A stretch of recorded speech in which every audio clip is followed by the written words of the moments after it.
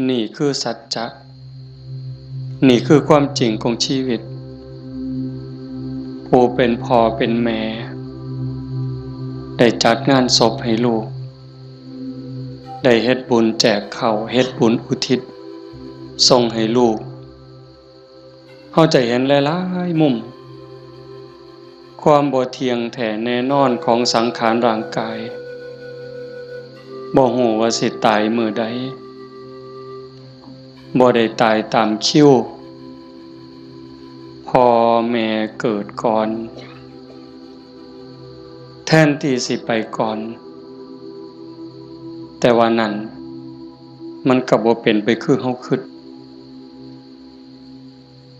เว้าอยู่ประจำว่าชีวิตเป็นของยืมโยมก็ลองทำความเข้าใจตามเด้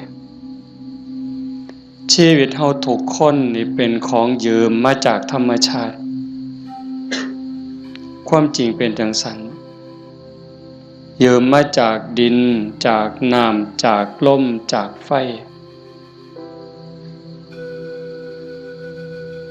ดินคือส่วนที่เข้มแข็งข้นแข็งเฮากินข้าวกินน้ำกินหมากไหม้ต่างๆขนมนมเนยก็เปลี่ยนสภาพส่วนที่เป็นธาตุดินก็กลายไปเป็นผมขนเล็บฟันหนังเนื้อเอ็นกระดูกตับไตไส้พุง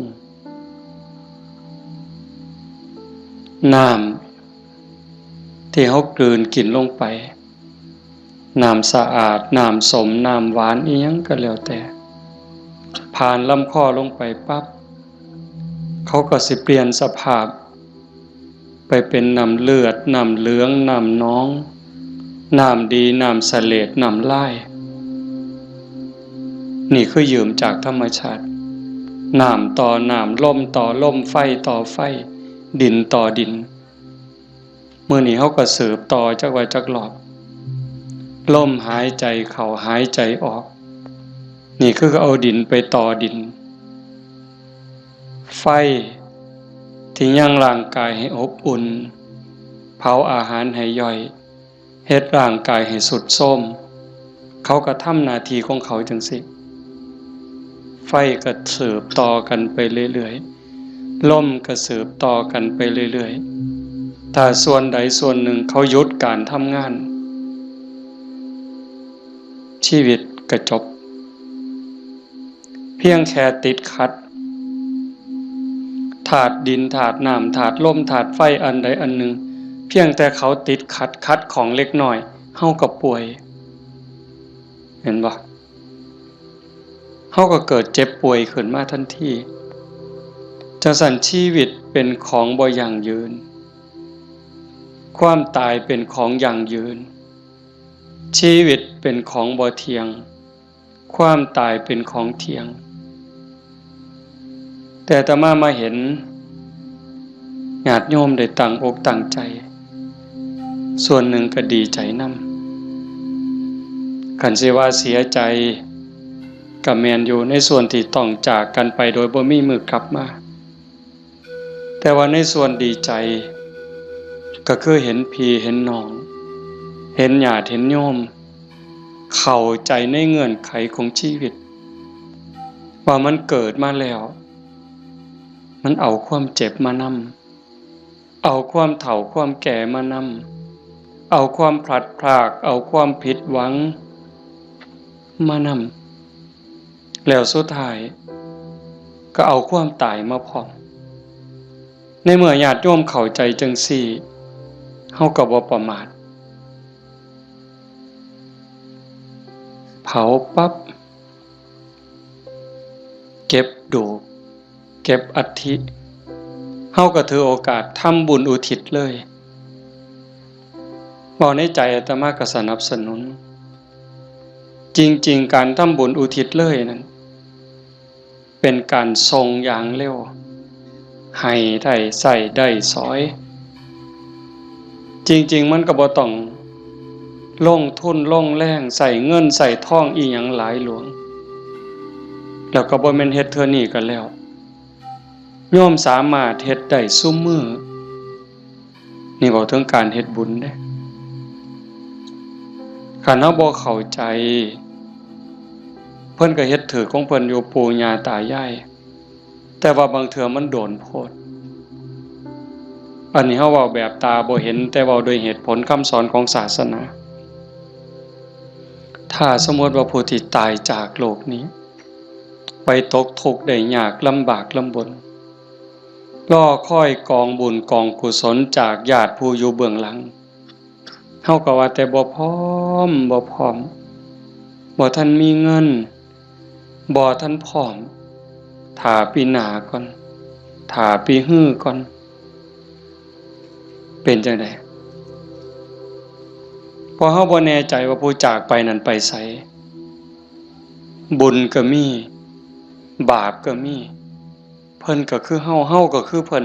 โยมก็คืออาตมาก็คือโยมบ่ต่างกันเด้บาปบุญเกิดจากความคิดเกิดจากคำเว้าเกิดจากการกระทำที่ถึงพร้อมด้วยเจตนาบางเทื่อก็ดีบางเทื่อก็ร้ายบางเทื่อก็ผิดบางเทื่อก็ถูกเฮาบ่สามารถสิยับยั้งตนเองได้ในคราวที่ใจดีด่าก็บ่เครียดเคยเป็นบ่โยมในคราวที่เฮาใจดีไผสิด่าก็บ่เครียดสิตีก็บ่เครียดแต่คราวที่หงุดหงิดหนหวยยิ้มใส่ดีๆเฮาก็หงุดหงิดเขาเว้านำดีๆก็หาเขาเว้าใส่หาว่าเขาย่อเย้ยนั่นคือจิตเศร้าหมองจิตบ่เป็นปกติจังสันชีวิตมันจังมีผิดมีถูกมีบุญมีบาปมีดีและบ่ดีในเมื่อจากไปเฮาก็บ่แน่ใจว่าผู้จากไปนี่ไปไสคันบ่ทันถึงความเป็นพระอริยเจ้าชั้นโสดาบันขึ้นไป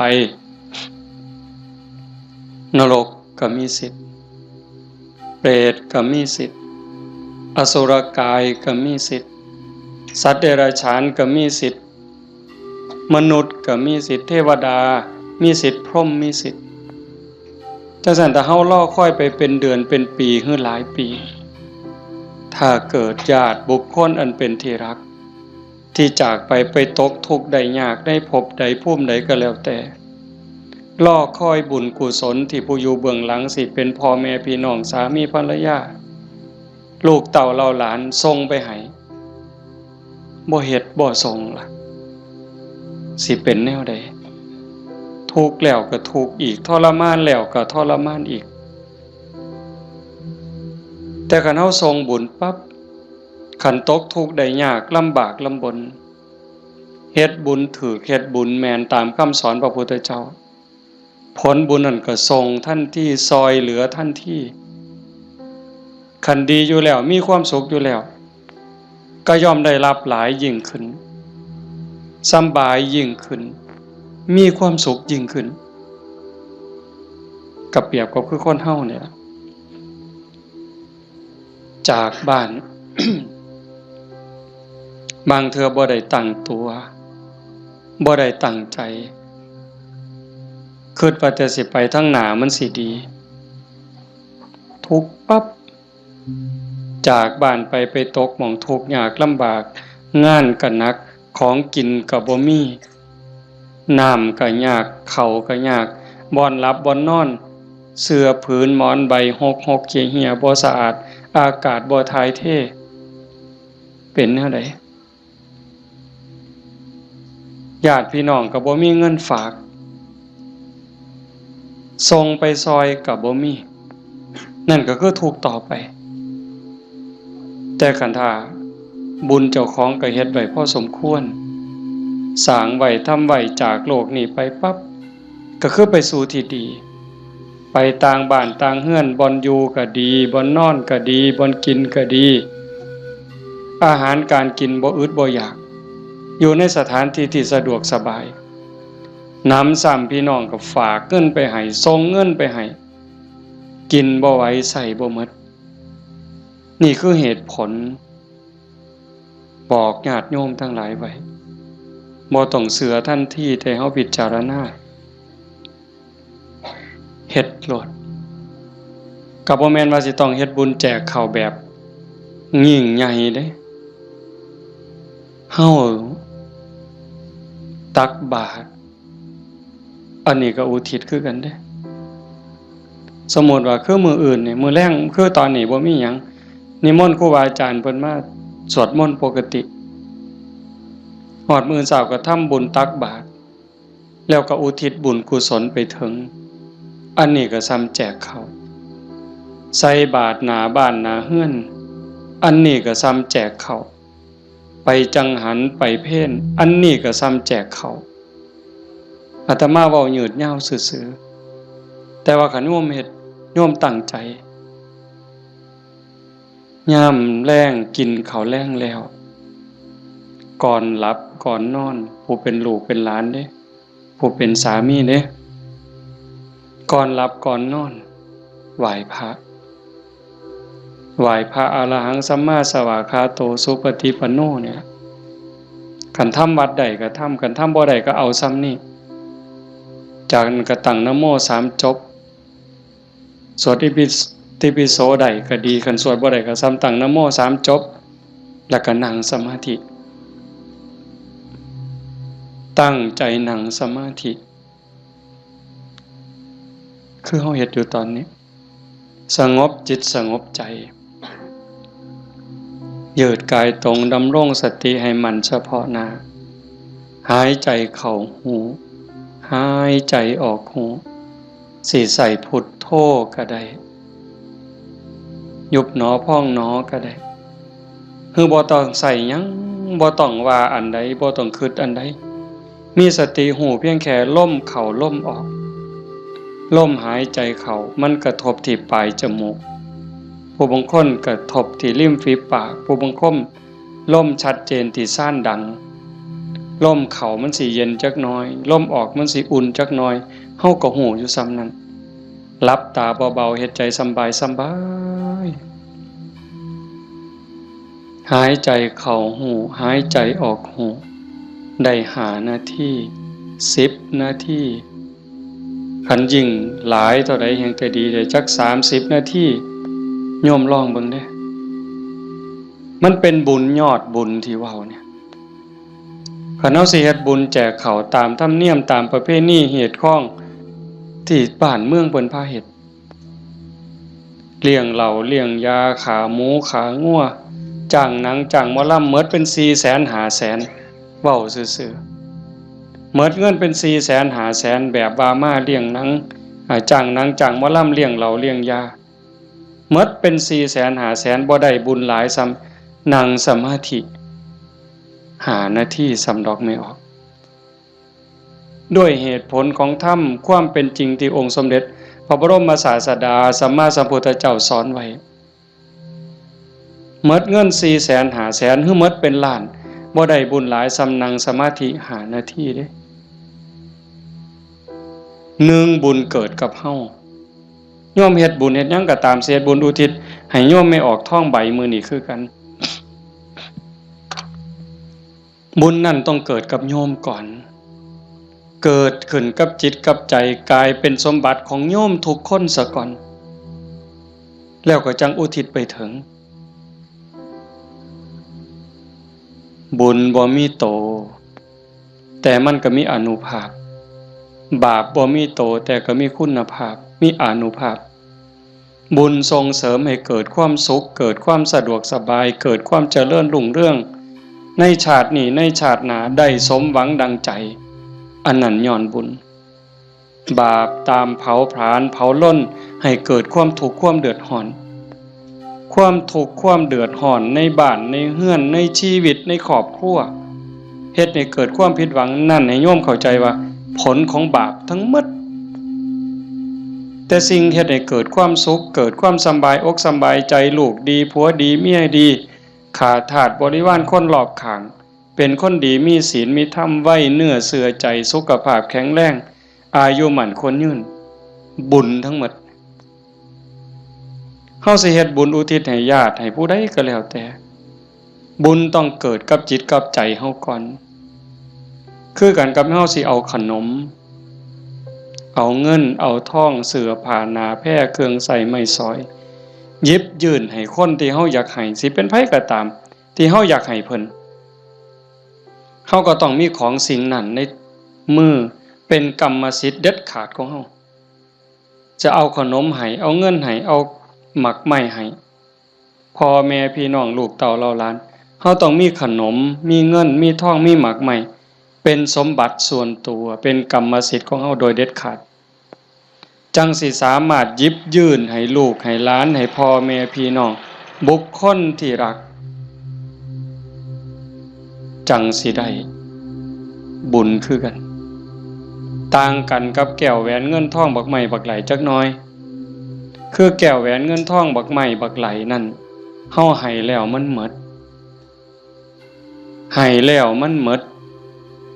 แต่ว่าบุญนี่แห่งให้แห่งได้แห่งให้แห่งหลายแล้วก็บ่จำเป็นจะต้องยุ่งยากอีหยังหลายเป็นหยังจังเว้าหลายแต่บุญเนี่ยเพราะว่าบุญมันเป็นที่พึ่งพระพุทธองค์เพิ่นบอกว่าปุญญานิปะละโลกัสสมิงปฏิทาหนติปานินังเพราะเหตุว่าบุญนั้นเป็นที่พึ่งของสัตว์ทั้งหลายในโลกนี้ในโลกหน้าพร้อมทั้งโลกต่อไปชี้แจงอีกนิดนึงบุญเป็นสื่อของความสุขความดีความงามความโล่งโปร่งเบาความสบายอกสบายใจก็เกิดจากการคิดพูดทำในสิ่งที่ถูกต้องโยมเคยสุขคนเฮาคิดถูกต้องแล้วเว้าถูกต้องเฮ็ดถูกต้องสบายใจมีความสุขมีความเอิบอิ่มเฮาสบายใจแล้วยิ่งมันเป็นประโยชน์กับตัวเฮาเป็นประโยชน์กับพ่อแม่พี่น้องกับผัวกับเมียกับลูกกับหลานยิ่งเป็นประโยชน์กับคนหลายเท่าใดเฮาก็ยิ่งภูมิใจเท่านั้นนั่นคือบุญหลายเห็นปัจจุบันก็คือความสุขใจความปราบปลื้มใจความยินดีความเอิบอิ่มชาติหน้าเด้นำไปสู่สวงสวรรค์นำไปสู่พรหมขันบุญหลายเด้เนี่ยใส่บุญกินบุญอยู่ทั้งสวรรค์ทั้งพรหมโดนปันใดน่านปันใดนั่นก็ขึ้นอยู่กับกำลังของบุญที่สั่งเมิดเวลาจากสวรรค์หรือจากพรหมกลับมาเกิดเป็นคนอีกขันกำลังบุญที่เฮ็ดที่ทำไว้มันหลายแม่นกลับมาเกิดเป็นคนอีกเถื่องามหน้าตาดีผิวพรรณดีสวดทรงดีสุ่มเสียงดีฐานะดีร่ำรวยสติปัญญาดีโรคภัยไข้เจ็บหน่อยอายุยืนไปไสก็มีคนหักมีคนนับหน้าถือตานี่กำลังบุญเด้แต่คันถามมันตรงกันข้ามคิดก็คิดผิดเว้าก็เว้าผิดเฮ็ดหยังก็เฮ็ดผิดเฮ็ดแล้วปั๊บก็เป็นทุกข์ในปัจจุบันโยมก็เห็นอยู่เวลาเฮ็ดผิดเว้าผิดศีลผิดธรรมผิดกฎหมายบ้านเมืองเดือดร้อนตั้งแต่เฮ็ดแล้วตอนเฮ็ดด้วยอำนาจของกิเลสย้อนความโลภย้อนความโกรธโลภอยากได้ของเขาอยากลักของเขาอยากจี้ของเขาอยากยักยอกอยากคอร์รัปชันโกงกินเป็นจังได๋พอแต่เฮ็ดลงไปแล้วทุกข์เว้าด้วยความโกรธเว้าด้วยความอิจฉาริษยากระแทกแดกดันใส่ฮอดพ่อฮอดแม่บางเทื่อฮอดพระสงฆ์องค์ข้าเจ้าเว้าพื้นนินทาเว้าแล้วสะใจในขณะที่เว้าสะใจหลายเว้าแล้วคิดว่าโอ้ยมันสิบ่บาปบ่คิดทีหลังเป็นทุกข์บัดใหม่เจ้าของเผาเจ้าของเห็นบ่ในปัจจุบันก็เป็นทุกข์จังซี่เดือดร้อนจังซี่คันมันกว้างไปเท่าใดคนฮู้เท่าใดเขาก็เกิดความรังเกียจเกิดความบ่ไว้ใจเกิดความบ่นับถือ ไปไสก็บ่ได้รับการต้อนรับเพียงแค่เว้าบ่จริงเว้าบ่แม่นเท่านั้นขี้ตัวเป็นคนบ่ซื่อบ่สัตย์เขาก็บ่ไว้วางใจซ้ำนี้ก็เดือดร้อนแล้วเด้ปัจจุบันเนี่ยคันจากโลกนี้ล่ะตายลงไปล่ะพูนลงนรกพุ่นเปรตพุ่นอสุรกายพุ่นสัตว์เดรัจฉานพุ่นใส่บาปใส่กรรมเมิดแล้วมาเกิดเป็นคนมันต้องมาเด้มาแน่นอนเด้มาเกิดเป็นคนเศษบาปตามมาขี้ร้ายหนักที่สุดพิการแต่เกิดแขนหลีบขาหลีบหูหนวกตาบอดแล้วแต่สิเป็นลังเทื่อก็สมบูรณ์อยู่แข้งขามือตีนสมบูรณ์คือเพิ่นแต่ว่าขี้ร้ายรูปร่างบ่งามบ่มีผู้ใดเฮ็ดให้ได้นี่พระเจ้าบ่เกี่ยวพระพรหมบ่เกี่ยวเทวบุตรเทวดาทั้งใดบ่เกี่ยวกรรมล้วนๆเพิ่นจังว่าสัตว์โลกเป็นไปตามกรรมกัมมุนาวัตติโลโกนี่ขี้ร้ายพร้อมโง่พร้อมปึกพร้อมโรคภัยไข้เจ็บหลายโซ่ออดแอดเป็นจังได๋บัดมันบ่แม่นขี้ร้ายแต่เจ้าของเด้คันกรรมมันหลายๆบาปมันหลายๆเนี่ยเจ้าของทุกข์เจ้าของโง่เจ้าของขี้ร้ายแล้วได้ผัวก็ขี้ร้ายได้เมียก็ขี้ร้ายตื่มไปกินได้ลูกได้เต้ามาก็คือกันขี้ร้ายแล้วบ่พอเด้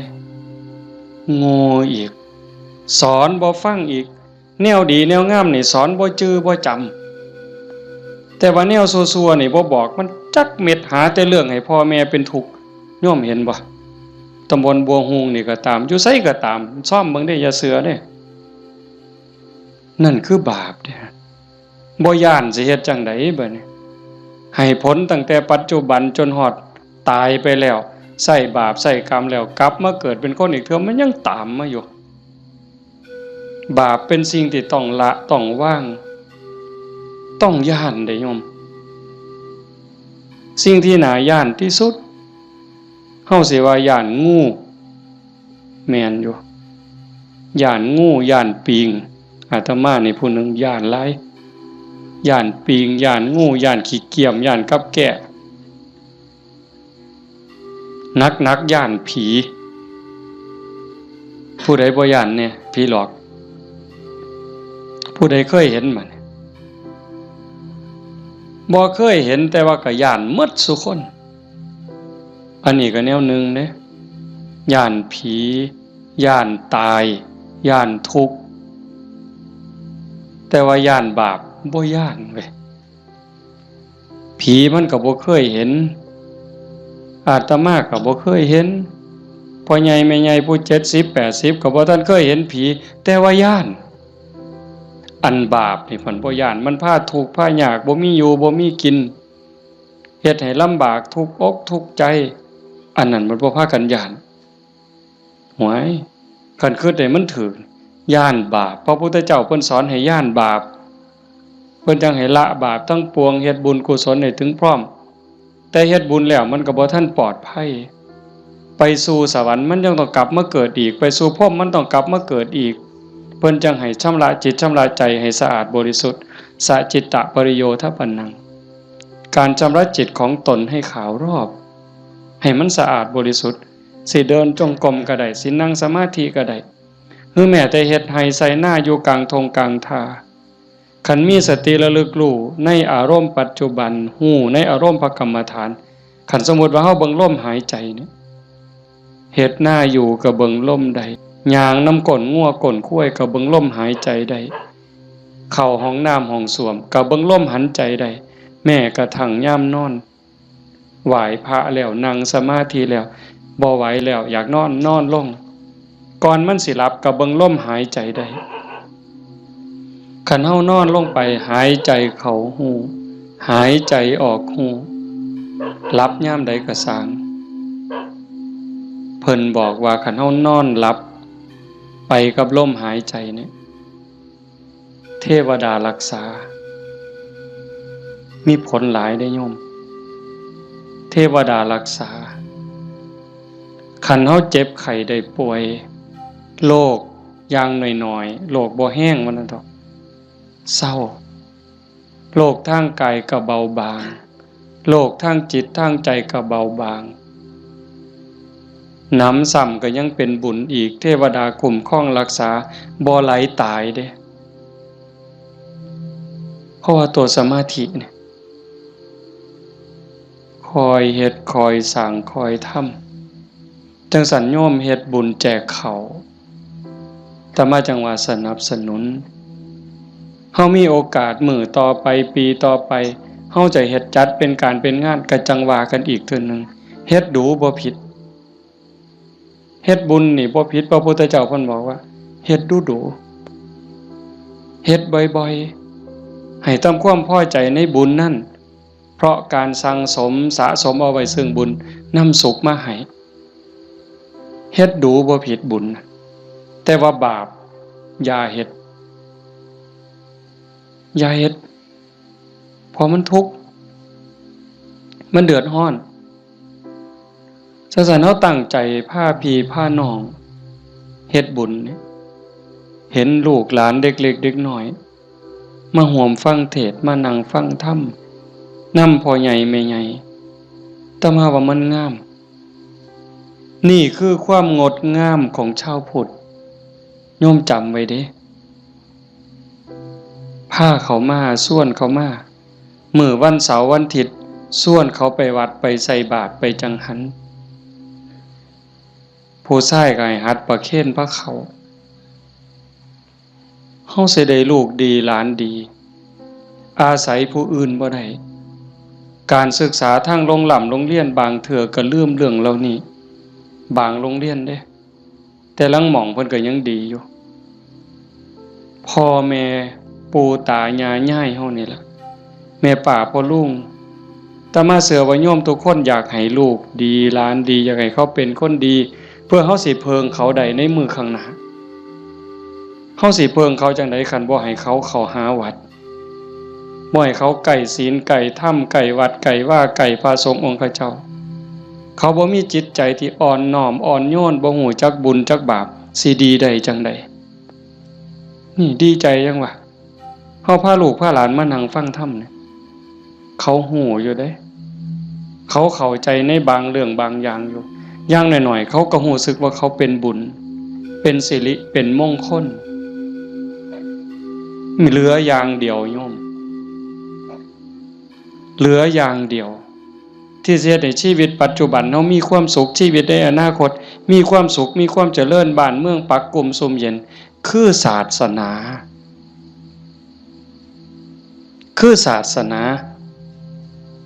เรื่องกฎหมายนี่โยมเลิกยังเพิงบ่ได้ 100% ยิ่งพวกนักการเมืองสสต่างๆเศร้าเว้านำเลยพวกนั้นเพิงบ่ได้เข้าหาประโยชน์ใส่ตัวเขาต่างหากหักเฮาจริงๆบ่เป็นพี่เป็นน้องเฮาจริงๆบ่บ่มีดอกคันเขาหักเฮาจริงๆนะหักบ้านหักเมืองจริงๆเขาต้องเฮ็ดสวัสดิการให้เฮาได้หลายบ่ต้องเอาของมาแจกดอกบ่ต้องเอาเงินเอาทองเอาข้าวเอาของมาให้เฮาดอกพูนเขาไปสภาพพุ่นนำความทุกข์ความเดือดร้อนเฮาไปเว้าเป็นเรื่องเป็นราวต่อสู้เพื่อให้เกิดความมั่นคงในการเป็นอยู่ของพี่น้องประชาชนแต่นี่เฮาบ่เห็นมีแต่ไปเถียงกันอยู่คนละมุมก็เถียงอย่างเดียวมุมนั้นเฮ็ดถูกกูก็สิเถียงเฮ็ดผิดก็สิเถียงเฮ็ดถูกก็สิเถียงนั่นคือเขาบ่ได้หวังประโยชน์กับเฮาแต่สิ่งที่เฮาเพิงได้คือศาสนาวัดว่าอารามครูบาอาจารย์หลวงปู่หลวงตามื้อใดครูบาอาจารย์บ่หวังดีกับเฮายามมื้อเช้า ไหว้พระทำวัดสวดมนต์กับแผ่เมตตาสัพเพสัตตาสัตว์ทั้งหลายที่เป็นเพื่อนทุกข์เกิดแก่เจ็บตายแผ่เมตตาแล้วก็กรวดน้ำอุทิศบุญกุศลบ่มีที่สุดบ่มีประมาณ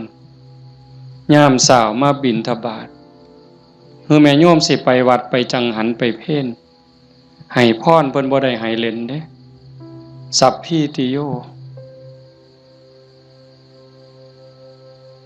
นั่นคือเอาจิตเอาใจเอาความหวังดีปรารถนาดีอุทิศให้ยิ่งได้เจริญสมาธิเจริญภาวนา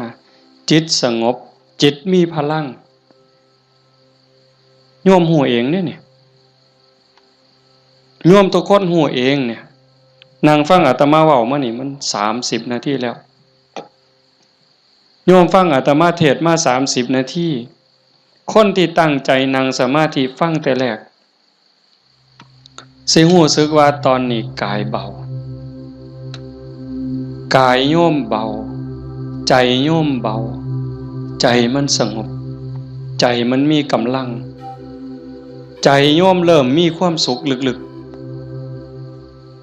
เนี่ยพิสูจน์ได้ด้วยคำสอนพระพุทธเจ้ามันบ่ได้ล้าสมัยอีกยังท่านสมัยล้ำสมัยไปอีกล้านปีพุ่นโยมเป็นพยานเด้อาตมาบ่ได้เว้าเอาเองเด้ทุกคนที่นั่งสมาธิฟังธรรมน้อมจิตน้อมใจลงสู่กระแสธรรมนี่ตอนนี้กายเริ่มเบาจิตเริ่มเบาความเอิบอิ่มรู้สึกปลื้มใจในตนเองมันเกิดนี่คือบุญเนี่ยแต่มาจังหวะแต่ตอนแรกอย่าว่าแต่500,000ต่อให้100 ล้านเฮ็ดบุญตามเขาว่าเนี่ยบ่มีเหล้าบ่มีบุญบ่มีเหล้าบ่เป็นบุญบ่ขาหมูขางัวบ่เป็นบุญบ่มีหนังบ่มีหมอลำบ่เป็นบุญพวกหมู่นั้นต่อให้100 ล้านสภาพที่จิตใจเป็นสุขสงบร่มเย็นมั่นใจมันย่อมมั่นใจเด้แต่กันเฮ็ดแบบนั้นเฮาสิมีอารมณ์เย็นแบบนี้บ่สิมีความรู้สึกอบอุ่นใจปราบปลื้มใจยินดีใจมั่นใจว่าญาติตายไปแล้วสิได้บุญบ่มีดอกนั่นเว้าซื่อๆเชื่อซื่อๆมีความเชื่อแล้วก็ถูเอาสีขางเขาถูเพิ่นว่าหุ่นลู่ว่าไปซื่อ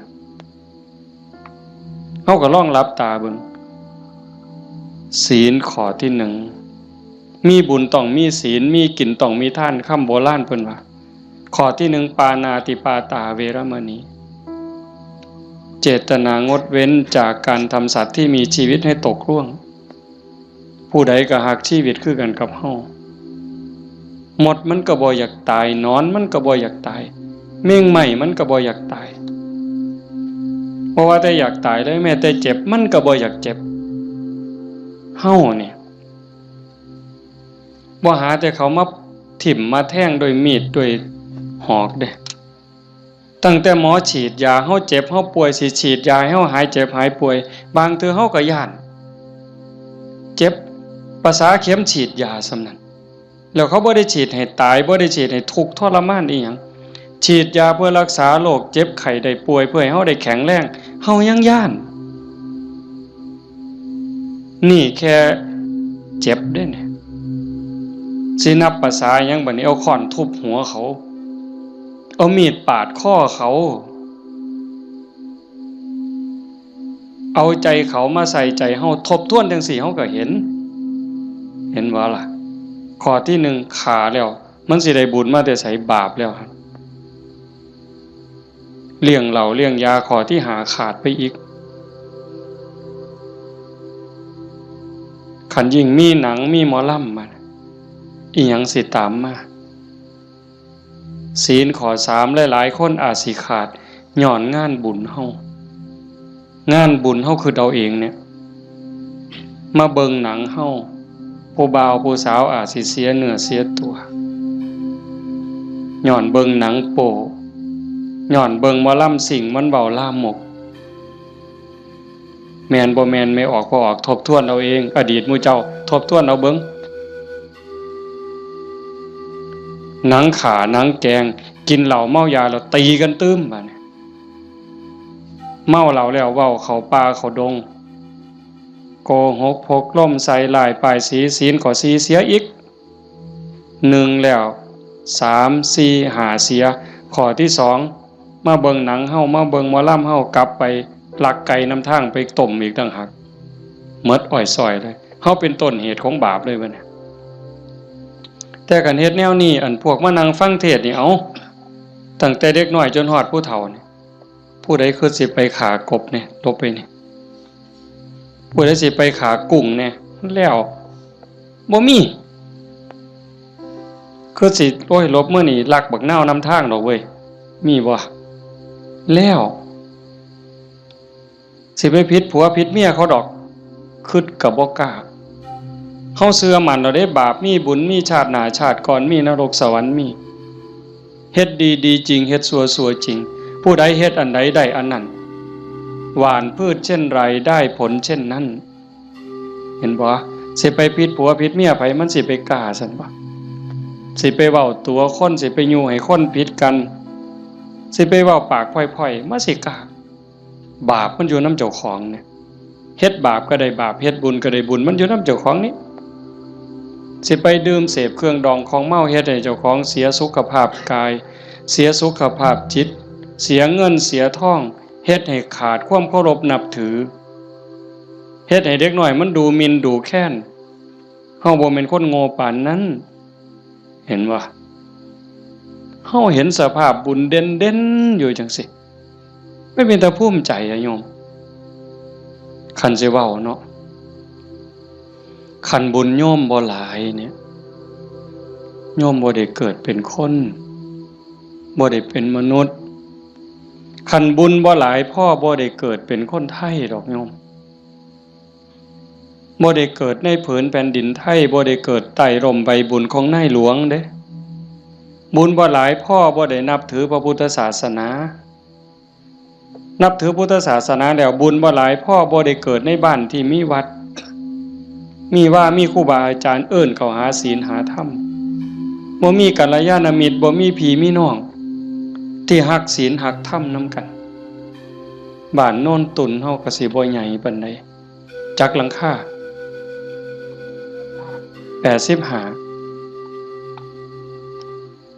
คันเฮาบ่ฮักศีลฮักธรรมคันบุญบ่หลายเฮาบ่มาโฮมกันหลายปานนี้หลายคนก็อาจสิล้าสิเมื่อยตั้งแต่โยมไม่ออกท้องใบเพิ่นจากไปมางานศพมื้อนี้ก็หมดมื้อวานก็หมดมื้อเอาไปเผาเฮ็ดเวียกเฮ็ดงานแหน่ยามกลางคืนมาก็มาฟังครูบาอาจารย์เพิ่นสวดมนต์มานั่งเป็นหมู่เป็นพวกกันยามกลางเว้นก็ไปเฮ็ดเวียกเฮ็ดงานมื้อนี้มาร่วมกันได้ปานนี้ห่อขนมข้าวต้มถามว่ามันล้าบ่เมื่อยบ่เมื่อยเด้แต่เฮาก็กัดแขวกัดฟันมานั่งฟังเทศน์มาร่วมเอาบุญนำกันให้ทุกคนเข้าใจว่าทุกคนคือเจ้าภาพบ่แม่นแต่พ่อแม่กับสามีกับลูกหลานเด้ทุกคนคือเจ้าภาพอาตมาก็คือเจ้าภาพผู้หนึ่งเจ้าภาพอันใดเฮามาร่วมบุญสร้างบุญร่วมกันพระพุทธเจ้าเพิ่นบอกว่าเฮาทุกคนในโยมเคยตกนรกมาเมิดเคยเป็นเปรตเป็นอสุรกายเป็นสัตว์เดรัจฉานเป็นเทวดาเป็นพรหมเป็นมนุษย์เกิดมานับชาติบ่ถ้วนกรีดลิงเล่ไล่แมงใหม่ที่มันตอมหลอดไฟกบเขียดตั้งแต่นรกอเวจีไปไล่ตั้งแต่นรกจนไปถึงภวคพรหมบ่มีสัตว์โตใดบ่มีจิตวิญญาณดวงใดที่บ่เคยเกิดเป็นพ่อเป็นแม่เป็นพี่เป็นน้องเป็นผัวเป็นเมียเป็นญาติร่วมสายโลหิตเฮาเคยมาหมดแต่ว่าเฮาบุญหลายชาตินี้เนื่องจากว่าชาติก่อนๆพบก่อนๆเฮาเคยมีศีล5มีกุศลกรรมบท10ที่สร้างไว้ทำไว้พอสมควรจังส่งผลให้เฮาได้เกิดมาเป็นคนมาเป็นมนุษย์ผู้มีศีลละเอียดให้ทานไว้ดีรักษาศีลไว้ดีเจริญสมาธิไว้ดี รูปร่างหน้าตาผิวพรรณฐานะสติปัญญาจังดีจังงามกลัวกันเป็นขันเป็นตอนนั่นคือพลังบุญของเจ้าของจังสันโยมไม่ออกท่องใบสาสังที่เพิ่นจากไปแต่มาว่ากลับบ้านเก่าบ่ได้ตายดอกเมื่อบ้านเก่าอีหยังเมื่อบ้านเก่าดินเมื่อบ้านเก่าลมเมื่อบ้านเก่าไฟเมื่อบ้านเก่าน้ำเมื่อบ้านเก่าเพราะว่าเฮายืมเขามายืมจากธรรมชาติยืมจากดินน้ำลมไฟมาปั่นเป็นเนื้อเป็นตัวเมื่อเวลาเขาก็มาเอาคืนโยมเคยยืมเสียมไทบ้านบ่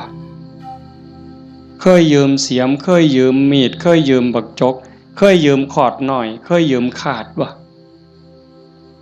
ยืมเพิ่นมาเนี่ยสิสัญญาก็ตามบ่สัญญาก็ตามลางเทื่อเฮาสัญญาว่ายืมไปจักมื้อเนี่ยแต่เฮาเอามาเพิ่นก็ว่าเอาไปซะเอาไปใส่จักมื้อก็เอาไปตอนนั้นเพิ่นบ่ทันจำเป็นถ้าเกิดเฮาเอามาฮอดเฮือนปั๊บเพิ่นเกิดมีเรื่องจำเป็นขึ้นมาด่วนๆเพิ่นมาเอาคืนโอ้ข่อยเอามาเฮ็ดซะก่อนเด้อข่อยจำเป็นแล้วเฮาก็ว่าโอ้ยข่อยยืมของเจ้ามาตัวเฮาสิไปว่าจังได๋ต่อรองจังได๋บ่ได้เด้มันของเพิ่นคือยืมเงินยืมทองเขานี่แหละยืมมาใส่หนี้บ่ยืมมาซื้ออยู่ซื้อกินหยังก็แล้วแต่ฮอดวันเวลาบางเทื่อบ่ทันฮอดยิ่งบ้านนอกเฮายืมแบบพี่แบบน้องบ่ได้สัญญาอีหยังกันพ่อหน้ายามใดเพิ่นก็ทวงลางเทื่อเพิ่นบ่ทวงเฮาก็เกรงใจ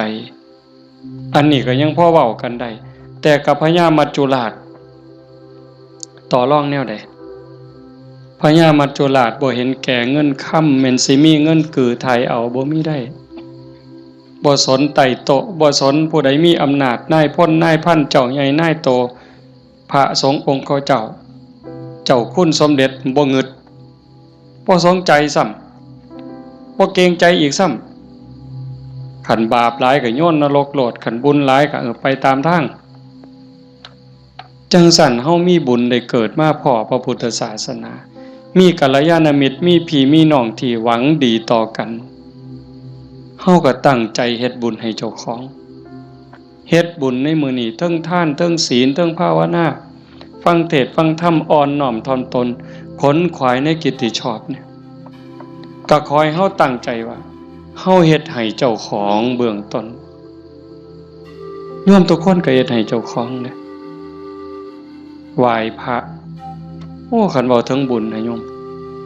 ตั้งแต่ไหว้พระเนาะคันเฮ็ดด้วยความเข้าใจเด้คันเฮ็ดด้วยความเข้าใจเพียงแค่เฮาไหว้พระอรหังสัมมาสัมพุทโธภควาเข้าใจในความหมายว่าพระพุทธเจ้าเป็นพระอรหันต์ดับเพลิงทุกข์เพลิงกิเลสตรัสรู้ชอบได้ด้วยพระองค์เองเข้าใจว่าพระพุทธเจ้าคือไผเนี่ยแล้วก็กราบลงไปบุญมหาศาลหลายกว่าสร้างโบสถ์เป็นหลังบุญไม่ออกหวยเว้าไปปื้ออีกเด้คันสร้างโบสถ์บ่เข้าใจเฮ็ดโบสถ์แข่งกันถือกระสอบไปหาเหลี่ยไล่ได้เงินมากก็ขายน้ำทางในกินเหล่าเนี่ยเพราะเป็นประโยชน์สู่เฮาเฮ็ดจังซี่บ่ได้สัมอรหังสัมมาสวากขาโตภควตาธัมโมพระธรรมเป็นสิ่งที่พระผู้มีพระภาคเจ้าตรัสไว้ดีแล้วถูกต้องแล้วงดงามแล้วเป็นไปเพื่อดับทุกข์ในคำสอนพระพุทธเจ้าเข้าใจจังซี่แล้วกราบลงไปงามๆโอ้ยสำนี้ก็พ่อโยมสุปฏิปันโนภควโตสาวกสังโฆพระสงฆ์สาวกของพระผู้มีพระภาคเจ้าปฏิบัติดีแล้วพระสงฆ์คือไผด้วยความเข้าใจของเจ้าบ้านคือนี่โกนหัวนุ่งเหลืองห่มเหลืองเนี่ย อันนี้เป็นสมมุติสงฆ์แต่สงฆ์จริงๆโยมก็เป็นสงฆ์คู่แห่งบุรุษ4คู่นับเรียงตัวบุรุษได้8บุรุษพอออกไม่ออกก็คือพระญาติโยมก็เป็นสงฆ์เป็นพระขันโยมปฏิบัติดีมีศีลมีธรรมมีจิตใจเมตตากรุณาโมทิตาอุเบกขาหวังดีกับทุกคนความโลภความโกรธความหลงความอิจฉาริษยาอาฆาตพยาบาทในใจของญาติโยมหน่อยลงเบาบางลงถึง 20% 25%หมดไป 25% ความโลภความโกรธความหลงอิจฉาริษยาเบาบางไปจากใจเฮา 25% โยมเป็นพระโยมเป็นสงฆ์มีลูกมีผัวมีเมียเฮ็ดให้ใส่หน้าทำมาหากินเป็นปกติแต่โยมกลายเป็นพระอีหลีได้บ่เนี่ยเป็นพระอีหลีพระจริงๆที่พระพุทธเจ้ายอมรับนับว่าเป็นลูกเห็นบ่อาตมาบ่ได้เว้าเอาเองจักเม็ดให้โยมนุ่งเหลืองห่มเหลืองโกนหัวนอนอยู่วัดแต่ขันธกิเลสยังมีบ่ลดไปลังเทื่อก็ขี่ไล่กว่าชาวบ้านอีกบางหม้องบางมื้อบางวันบางเวลาอาตมาก็ผู้หนึ่งบางมื้อก็ขี่ไล่กว่าโยมเนี่ยนี่ก็เป็นแค่สมมุติสงฆ์บ่ท่านเป็นที่ยอมรับของพระพุทธเจ้าพระสงฆ์ปฏิบัติดีปฏิบัติซื่อตรงตามคำสอนพระพุทธเจ้าบ่คดบ่ง้อบ่ออกนอกทางปฏิบัติเพื่อออกจากทุกข์มีชีวิตเพื่อกำจัดกิเลสหายใจเข้าก็เพื่อกำจัดความเห็นแก่ตัวหายใจออกก็ทำลายความเห็นแก่ตัวนี่แหละเฮ็ดหยังก็พอดีพองามหวังประโยชน์กับคนอื่นหวังดีกับคนอื่นเมตตาต่อผู้อื่น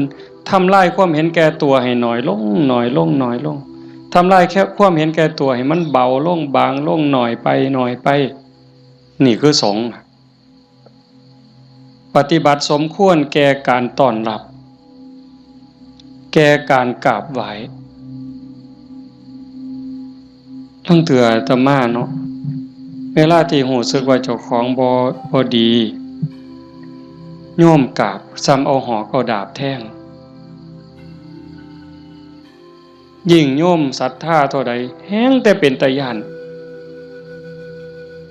ผู้เฒ่าผู้แก่หัวขาวหัวค่อนสิเอาบักไม้ให้กราบแล้วยกใส่หัวลับตาพูนคิดฮอดพ่อฮอดแม่ฮอดพี่ฮอดน้อง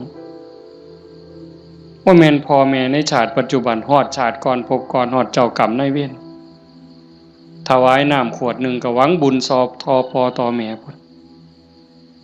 ให้ขนมนมเนยใส่บาตรญาติพกถวายผ้าถวายผ่อนเงินทองแก้วแหวนเขาบ่ให้ย้อนหักเด้ให้ย้อนอยากได้บุญบ่ให้ย้อนหลงแต่ว่าให้ย้อนอยากได้บุญเกิดกับเจ้าของแล้วอุทิศไปให้พ่อแม่โยมันสิบ่คือหอกคือดาบบ่คือน้ำกรดบ่คือน้ำร้อนเทหดเสียจังได๋จังซั่นนะเพียงแค่โยมเข้าใจว่าพระพุทธเจ้าคือใครพระธรรมคือใครพระสงฆ์คือใครโยมเข้าใจจังซี่เพียงแค่อรหังสัมมาสัมพุทธโตสุปฏิปันโนพ่อโยมพ่อเลยบ่ได้จำเป็นเด้ว่าเฮาต้องเฮ็ดใหญ่เฮ็ดโตหมดเงินเป็นแสนเป็นล้านบ่ลองเบิ่งน่ะขันไม่ออกพอออกบ้านโน่นตุ่นเฮาเป็นจังซี่นี่ก็เฮามีศีลมีธรรมในใจเด้อยู่เฮือนก็เฮ็ดจังซี่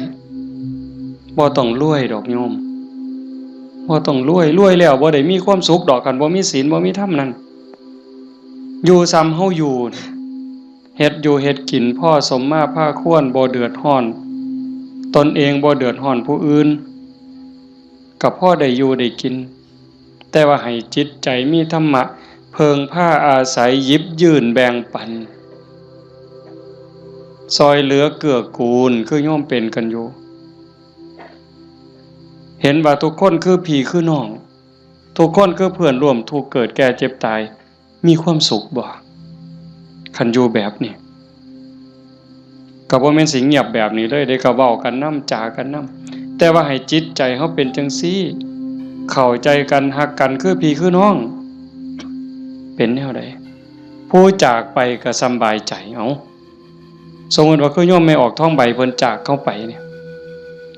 ก็บ่ไปไสดอกความเป็นจริงอยู่นำเฮานี่ล่ะจริงๆบ่ได้ไปไสเด้เพียงแค่ธาตุดินน้ำลมไฟกลับคืนสู่ธรรมชาติดวงจิตดวงวิญญาณเดินทางไปตามบุญตามบาปของตนเองญาติพี่น้องผู้อยู่เบื้องหลังก็อุทิศบุญกุศลไปให้แต่ว่าด้วยสภาวะความผูกพันความเป็นลูกเพิ่นเป็นลูกของพ่อใหญ่ท้องมาแม่ใหญ่ที่พ่อแม่ก็สิ้นไปแล้วแม่นบ่อ๋อเฮาตั้งใจเฮ็ดบุญอุทิศไปนำเนาะแต่มาเข้าใจผิดเอาก็บ่เป็นหยังพ่อใหญ่ท้องมาแม่ใหญ่ที่คือกันที่เฮาว่าจากไปเพิ่นก็บ่ได้ไปไสเลือดเนื้อเพิ่นอยู่นำเฮาแม่นบ่โยมไม่ออกท้องใบคือกันเพิ่นแบ่งเลือดแบ่งเนื้อมาเป็นโตเฮาเพิ่นก็อยู่นี้อยู่ในโตเฮานี้คำสอนคำสั่งคำบอกอันนี้เด้อลูกอันนี้เด้อหลาอันนี้เด้อคำเอิ้นบักหลาเอิ้นอีนางเอิ้นทองคำอีแม่แม่นบ่เพิ่นเอิ้นจังซั่นเด้บักหลาอีนางทองคำอีแม่เพิ่นว่าอันนี้มันถูกเด้ออันนี้มันดีเด้ออันนี้มันบ่แม่นอันนี้มันบ่ถูกอย่าพากันเฮ็ดมันบาปอย่าเว้าจังซั่นมันบาปคันเว้าจังซี่เว้าจังซี่แม่นแล้วบักหลาอีนางสาธุโอ้ยใจแม่นเจ้าเว้าดีใจแม่นเจ้าเว้าถูกนี่คือคำสอนฮักกันเด้อันนี้เอื้อยเด้อันนี้อ้ายเด้คันน้องเถียงอ้ายอย่าไปเถียงเอื้อยอย่าไปเถียงอ้ายคันอ้ายรังแกน้องเอื้อยรังแกน้องอย่าไปเฮ็ดบ่โหนเป็นน้องบ่เห็นบ่เพิ่นตายอยู่ว่ะเพิ่นไปไสอยู่ว่ะดินดอนตอนหญ้าเฮือนซ่านบ้านซองจากเหงื่อจากแห้งอาบเหงื่อตังน้ำสร้างหลักฐานให้ลูกได้อยู่เป็นของเพิ่นบ่จังว่าคันคิดฮอดพ่อคิดฮอดแม่นั่นก็ฮักพี่ฮักน้องอยากให้พ่อแม่ได้กินข้าวกินน้ำนุ่งเสื้อผ้าหน้าแพรดีๆงามๆคันแม่นพ่อแม่บ่อยู่นำเป็นเนื้อเป็นตัวแล้วก็เฮ็ดกับพี่กับน้องนั่นล่ะอยากเว้ากับพ่อแม่ม่วนๆก็เว้ากับพี่กับน้องนี่ล่ะเว้ากับป้ากับลุงมันคักแท้เด้โยมคันเฮาคิดให้มันเข้าใจนี่พ่อแม่บ่ไปไสปู่ย่าตายายบ่ไปไสแล้วทุกคนก็คือพี่คือน้องเข้าใจให้มันคักๆเข้าใจดีๆในคำสอนพระพุทธเจ้าประเสริฐที่สุดบ่มีศาสนาใดสิสอนความจริงความถูกต้องงดงามเกินพระพุทธเจ้าบ่มีผู้ใดสิฮักเฮาหวังดีต่อเฮาเกินพระพุทธเจ้าจังบอกคำสอนเอาไว้เพิ่นบ่บอกให้เฮาไปทำพิธีอันนั้นอันนี้ดอกอันนั้นบ่แม่นพิธีสะเดาะเคราะห์ต่อชะตาเสริมดวงพระพุทธเจ้าบ่สอนบ่แม่นเว้าดีต่อกันนี่พระพุทธเจ้าสอนคิดถูกต้องพูดถูกต้องทำถูกต้องจากถูกต้องก็จังไปสู่ดีงามอย่าว่าดีเด้อย่าว่าดีก่อนดียังบ่ทันถูกต้องเด้คันคนเขามักกินเหล้าเฮาซื้อเหล้าสู้กินเขาว่าดีเด้แม่นบ่ล่ะคันพวกผู้ชายมักเล่นมักเที่ยวมีหมู่พาไปเที่ยวซ่องเขาว่าบักนี่ดีเด้พวกมักเล่นไพ่เล่นไฮโลเล่นการพนันส่วนเฮาไปเล่นโต ต้มไก่สู้กินพร้อมเล่นเอาเงินเอาพร้อมยังว่าดีอยู่เด้หั่นแต่มันบ่ถูกแต่คันมีคำว่าถูกต้องแล้วคิดถูกต้องเว้าถูกต้องกระทำถูกต้องดีงามตามมาบ่เสียหายจังซั่นจากนี้เป็นต้นไปเฮาบ่ว่ามื้อใดเฮาสิจากโลกนี้บ่มีผู้ใดฮู้จักคนว่าเฮามีเวลาอยู่ในโลกนี้อีกจักมื้อจักปีจักเดือนจักวันจักเวลาจักชั่วโมงจักนาทีบ่ฮู้จักคนโซ่ก็ตายบ่โซ่ก็ตายเด็กน้อยก็ตายหนุ่มสาวก็ตายผู้เฒ่าผู้แก่ก็ตายเฮ็ดจังได๋สิไปว่าถามื้อนั้นก่อนถามื้อนี้ก่อนโอ้ยมันต่อรองได้ซะบ่มื้อนี้เฮายังมีสติมีปัญญาบ่เจ็บบ่ไข้โยมเอ้ยเฮาบ่ได้เจ็บบ่ได้ไข้บ่โรคบ่ได้ป่วยเฮ็ดหยังได้ให้เฮ็ดยิ่งกับพ่อกับแม่นี่เด้อฟ้าวเฮ็ดคันพ่อแม่เพิ่นยังมีชีวิตโอ้ผู้นั้นบุญหลายเด้อผู้พ่อแม่ยังมีชีวิตอยู่นี่ผู้นั้นมันบุญหลายเกินบุญโยมเป็นหยังพ่อแม่เพิ่นทุ่มเทให้เฮาหมดชีวิตเป็นครูคนแรกเป็นเทวดาของบุตรเป็นพรหมของบุตรเป็นพระอรหันต์ของบุตรทุกสิ่งทุกอย่างที่พ่อแม่เพิ่นมีเพิ่นให้เฮาหมด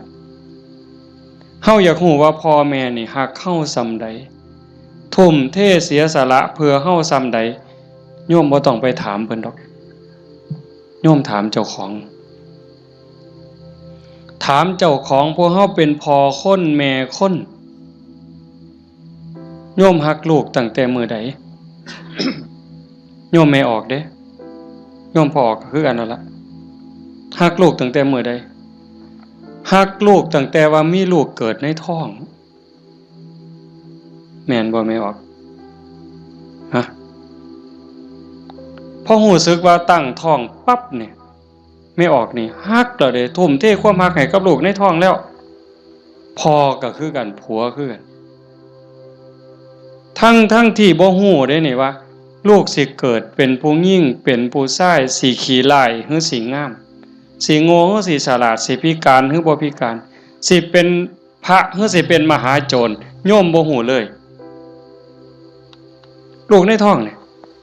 สิเป็นหญิงเป็นชายพิการหรือบ่สิเป็นพระดีจิตใจดีใจงามซ้ำพระเกินพระหรือสิเป็นมหาโจรยิ่งกว่ามหาโจรโยมบ่เกี่ยวฮักอย่างเดียวเลยบัดนี้แม่นบ่ไม่ออกแม่นอยู่ว่าแนวนี้เพิ่นก็คือเฮาบัดนี้หาได้บาทใดก็เพื่อลูกหาได้บักไม้บักไหลผู้ผัวไปป่าไปดงได้บักไม้บักไหลก็จะเอามาให้เมียกินเพื่อให้ลูกแข็งแรงพุ่นเด้คันว่ามันสิคลอดง่ายลูกสิแข็งแรงสิคลอดง่ายเมียน้ำนมสิหลายหามาเห็นบ่มือคลอดก็เกือบล้มเกือบตายพุงก้นก็ตายอีหลีจักเจ็บจักปวดเพราะปานใดแต่เครียดให้ลูกบ่บ่ได้เครียดให้ลูกอยู่ไฟเดือน4เดือน5ม่วนซั่นบ่ตั้งแต่อยู่ใต้ห่มไม้เอาผ้าวี่มันก็เหงื่อแตกนั่นนางฝิงไฟเด้นางฝิงไฟเดือน4เดือน5ต้มน้ำร้อนสดน้ำร้อนกินน้ำร้อนบัดแนวกินกับข้าวได้กินข้าวกับเกลือเลี้ยงตัวสิใหญ่แต่ละคนดมดากดมก้นเซ็ดขี้เซ็ดเหงียวป้อนข้าวป้อนน้ำตัวสิใหญ่มาแต่ละคนหมดข้าวจักเหล้าเสื้อผ้าหมดจักชุดหมดเงินจักแสนคิดประมาณบ่ได้กลัวลูกสิใหญ่มาแต่ละคนเพิ่นก็คือกับเฮาฮักลูกจังซั่นสิตอบแทนแนวใดพระพุทธเจ้าเพิ่นสอนหน้าที่ลูกไว้ท่านเลี้ยงมาเลี้ยงท่านตอบเลี้ยงกายเพิ่นคือเพิ่นเลี้ยงเฮานะเลี้ยงใจเพิ่นก็คือเพิ่นเลี้ยงเฮา พ่อแม่เลี้ยงใจเฮาคือเพิ่นสอนอันใดถืออันใดผิดอันใดดีอันใดชั่วอันใดเป็นบุญอันใดเป็นบาปอันใดควรบ่ควรนี่คือเพิ่นเลี้ยงวิญญาณเฮาก็เลี้ยงจิตวิญญาณเพิ่นด้วยการเป็นคนดีฮักกันระหว่างพี่ระหว่างน้องทำโตเป็นคนดีพ่อแม่สิโอ้ยโยมเป็นยาอายุวัฒนะอันนี้ก็บ่ต้องไปถามพ่อถามแม่อีกละถามโยมเนี่ยขันลูกเขาเป็นคนดีหูจะคว่ำหลานเสือถอยฟังคว่ำบอกง่ายสอนง่ายโยมมีความสุขบ่อยากยื่นบ่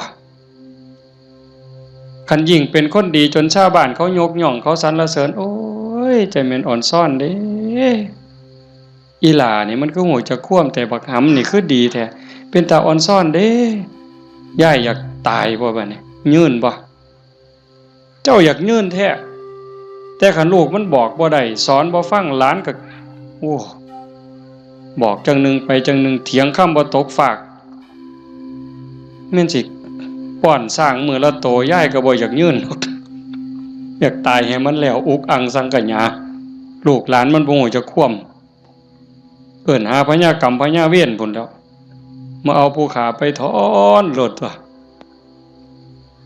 แต่สั่นยังว่าเลี้ยงพ่อเลี้ยงแม่เลี้ยงกายเลี้ยงใจพุทธเจ้าเพิ่นบอกเด้ท่านเลี้ยงมาเลี้ยงทั้งตอบทำการงานของท่านซอยเวียกซอยงานส่วนเหือส่วนแห้งเพิ่นบ่บอกก็เฮ็ดแนวเฮ็ดได้แนวมันถูกต้องดีงามส่วนเวียกส่วนงานเพิ่นนี่คือเรื่องที่สองท่านเลี้ยงมาแล้วเลี้ยงท่านตอบทำกิจการงานของท่านรักษาวงตระกูลมิให้ตกต่ำอันนี้หน้าที่ลูกเด้รักษาวงตระกูลอย่าให้ตกต่ำอย่าเอาชื่ออย่าเอานามสกุลนี่ไปไว้นำตำรวจอย่าเอานามสกุลนี่ไปอยู่โรงอยู่ศาลอย่าเอานามสกุลนี่ไปอยู่คุกอย่าให้เขาดูหมิ่นดูแค้นโอ้ยซุ่มนั้นบ่เพิ่นว่าเป็นจังได๋คันลูกสาวก็บ่รักนวลสงวนตัวไปเที่ยวทั่วทิพย์คันลูกชายก็นักเลงจักกินเหล้าเมายาจักฆ่าจักยาเสพติดอีหยังลักศกจกหอขาคนตีคนนี่รักษาวงตระกูลบ่ได้คนเขาก็ดูถูกดูหมิ่นดูแค้นพ่อแม่ปู่ย่าตายายขายหน้าขายตาลูกติดคุกพ่อแม่ก็ติดนำติดบ่ไม่ออกว่าโตอยู่นอกคุกแต่ใจไปอยู่คุกคันลูกบวชพ่อแม่ก็บวชนำพุ่นโตอยู่ทงพุ่นแต่ว่าใจอยู่วัดเห็นบ่รักษาวงตระกูลมิให้ตกต่ำอย่าให้เขาดูหมิ่นดูแค้นให้เขาดูทุกข์ทำตนให้สมควรแก่การรับทรัพย์มรดกขันเขาเป็นคนดีมีศีลมีธรรมขยันมันเพียรทำมาหากินพ่อแม่ทั้งไหนเพิ่นสิแพงหอดเวลาอันสมควรหาผัวหาเมียให้แบ่งทรัพย์สมบัติให้หวังเพิงให้ลูกแล้วพ่อแม่ก็สำบายใจแต่ขันแม่นเหล้าก็กินเลขก็เล่นเมื่อซุแนวหอดหมากัดกันก็ลงแล้วสะเว้าเลยหมากัดกันกูเอาตัวแดงเด้อเพิ่นว่ามันน่ะกูเอาตัวด่าง บ่าใหญ่แล้วเพิ่นเอาไปว่าไปนั่งอยู่ข้างทางรถคันนั้นมึงว่าเลขสุดท้ายมันเป็นตัวขี่กับตัวคู่ยังว่าอยู่สมองมีแต่การพนันบ่ต้องเว้าถึงบั้งไฟเลยตายแซ่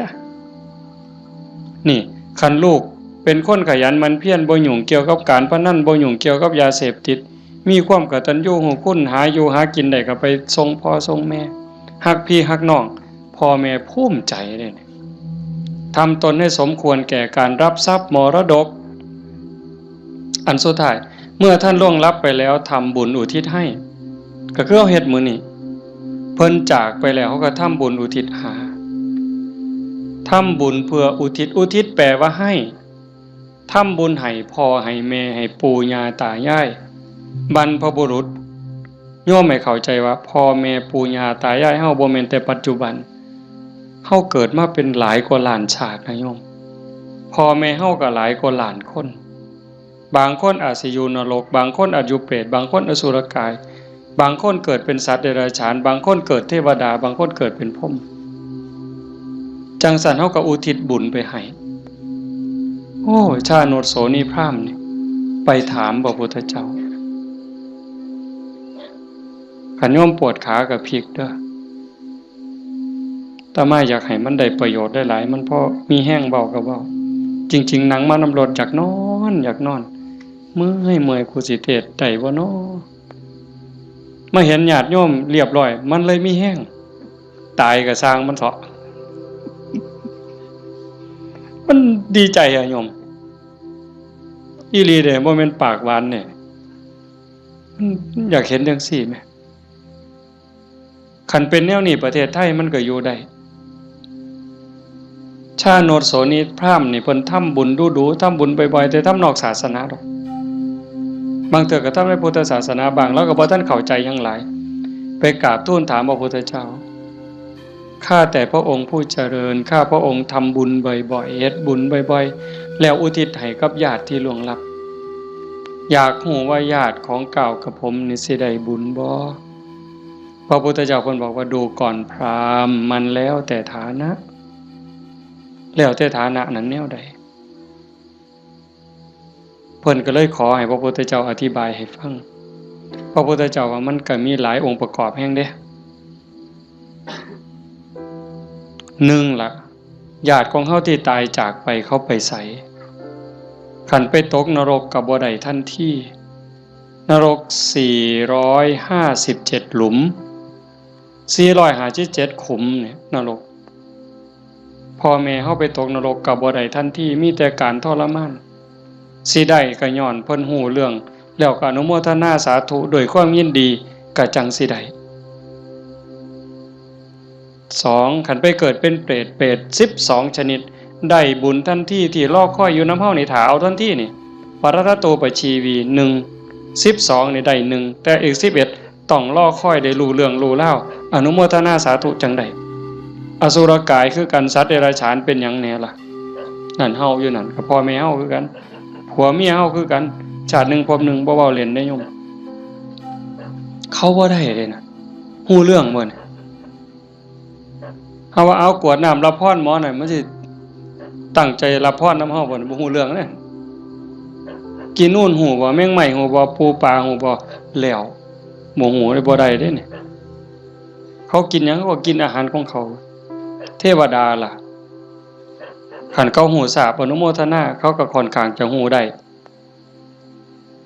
พรหมก็คือกัน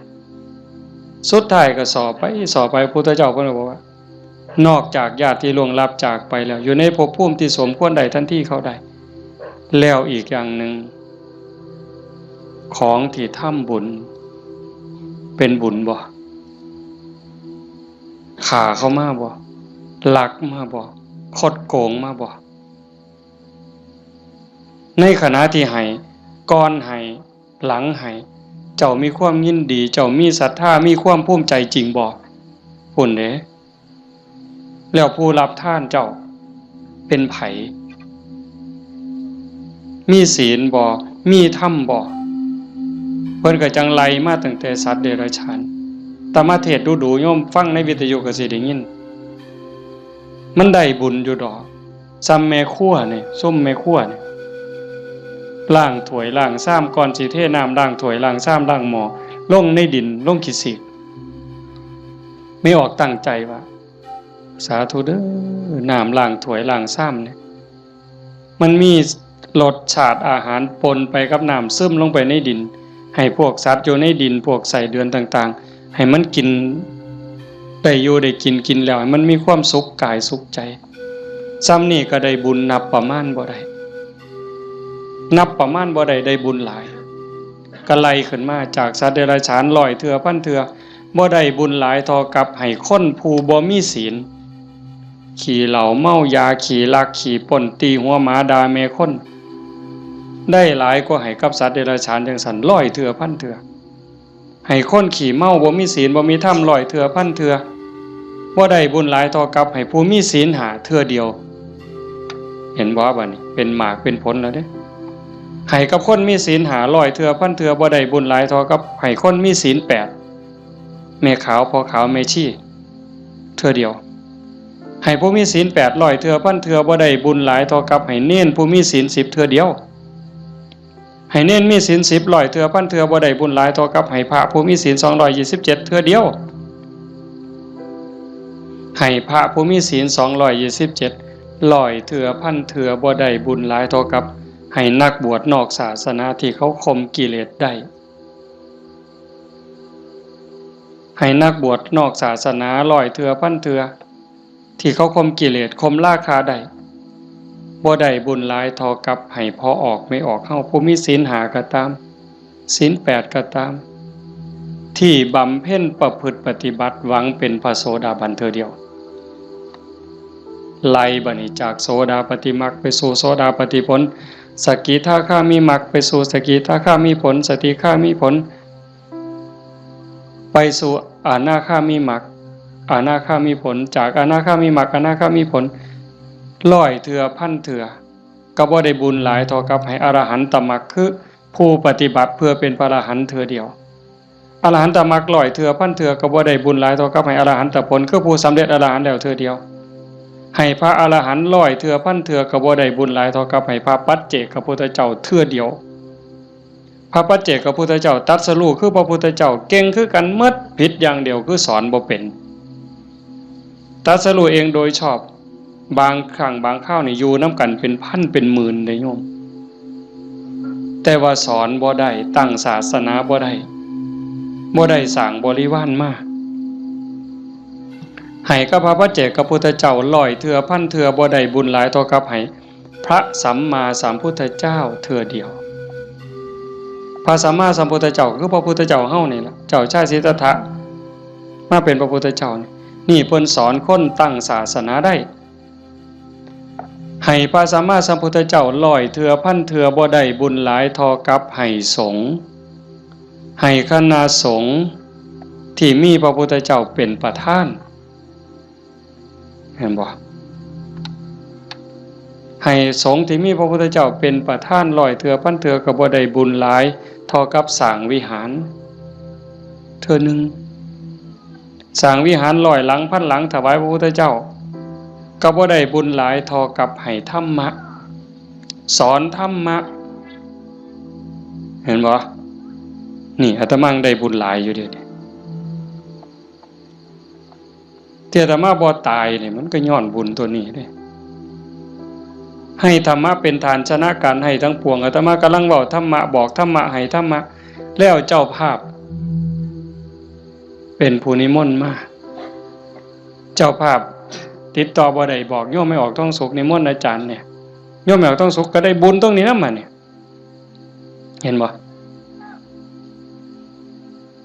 คันบ่เจ้าภาพบ่เสนอบ่อยากมีแนวนี้พี่น้องก็บ่ได้ฟังธรรมในขณะที่ฟังธรรมอยู่นี่พระเพิ่นบันทึกเสียงพร้อมเก็บไปเปิดวิทยุคือดีบ่ดีเพิ่นกำลังถ่ายทอดสดอยู่เดี๋ยวนี้จังหวัดอุบลอำเภอสำโรงอำเภอวารินอำเภอเขืองในฟังนำเฮายาโสธรมหาชนะชัยค่ำเขื่อนแก้วขอว่างฟังนำเฮาสุรินทร์โน่นหน้าไร่สำโรงทาบสังขะฟังนำเฮาเห็นบ่